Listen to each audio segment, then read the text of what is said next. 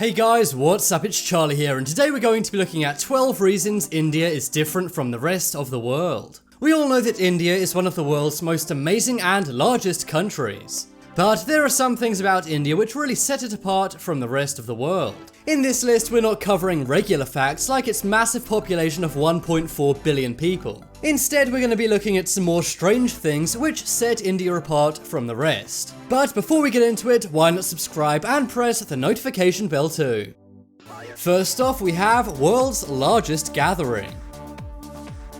Think of a place where you've been with a load of people. Maybe it was a party or a big concert you went to. Well, any of that stuff pales in comparison compared to Kumbh Mela. This is the world's largest gathering and it takes place every 12 years. The Kumbh Mela is a mass Hindu pilgrimage of faith. Seeing as 70% of India is Hindu, this makes a lot of sense. The main festival is located on the banks of the river Ganges. And in 2013 it broke records for having the most people at a gathering ever. 120 million people were at Kumbh Mela at one given time. The gathering was so huge it was actually visible from space. If you have bad social anxiety, then this is not the place for you, as it's absolutely packed. And the reason it's only held every 12 years is because it takes absolutely ages to plan an event for 120 million people. It's estimated that people from every country on Earth actually attend this, but around 70% of attendees are actually Indians. Next up is Elephant Spa. There's nothing better than a spa day, right? Who wouldn't want to kick back, relax, get a massage, and put those cucumber slices over your eyes? Well, if you go to India, you can do that, but you can also see elephants get the same treatment. That's right, if you head over to the Elephant Yard Rejuvenation Center in Kerala, you can see the Elephant Spa. At this spa, elephants receive baths, massages, and food. The full name of this place is the Panathur Kotta Elephant Yard Rejuvenation Center. And by the looks of it, it's any elephant's absolute paradise. Elephants in Hinduism and Indian culture are a symbol of intellectual strength. They believe elephants have a sturdy, earthy mental strength. And what better way to make an elephant chill out and get totally zen by taking it to an elephant spa? Next up is the most remote polling station. If there's one thing India prides itself on, it's democracy. Many Indians are very political and have strong political opinions. India also wants to make sure that everyone has the opportunity to vote and everyone gets a say in what happens in the country. The Election Commission of India actually has a rule that there has to be a polling station within a few kilometers of every Indian. So that's why the Indian government actually set up a polling station for one person. And to make things more amazing, it's actually 40 kilometers into a lion sanctuary. A team of 2 cops and 5 city officials have to travel along with voting equipment. They do this to register the vote of Guru Bharatas Darshangas. He's the priest of a local temple in the very remote area. And that's why India actually have the most remote polling station in the world for just one man. Next up is rich women. We all know that India is quite a rich country. However, there are some parts of India where there are some very poor people. But despite this, many Indian housewives are actually very rich. Did you know that Indian housewives own 11% of all the world's gold? That's more than the stocks of the USA, Switzerland, Germany, and the International Monetary Fund combined. But why is this? Well, gold is a very big part of India's culture. There's a saying in India, no gold, no wedding. Gold is often given as a gift in many celebrations during India. Over 900 tons of gold was consumed only this year just before Diwali. And India imports 900 tons of gold every year. In India, gold is a symbol of status and wealth. But don't think it's superficial, it's also a big part of their tradition, worship, and culture. It goes back thousands of years and is used to celebrate birth, passing on, and more for men and women. And believe it or not, it's also used among the rich and poor, despite it being expensive. But all of this gold is actually quite bad for the Indian economy. According to an Indian economist, the USA has 72% of their reserves as gold. However, in the USA, 45% of people pay income tax, but in India, only 3% of people do. So apparently all of this gold is actually a net negative for the Indian economy. Next up, we have drinking.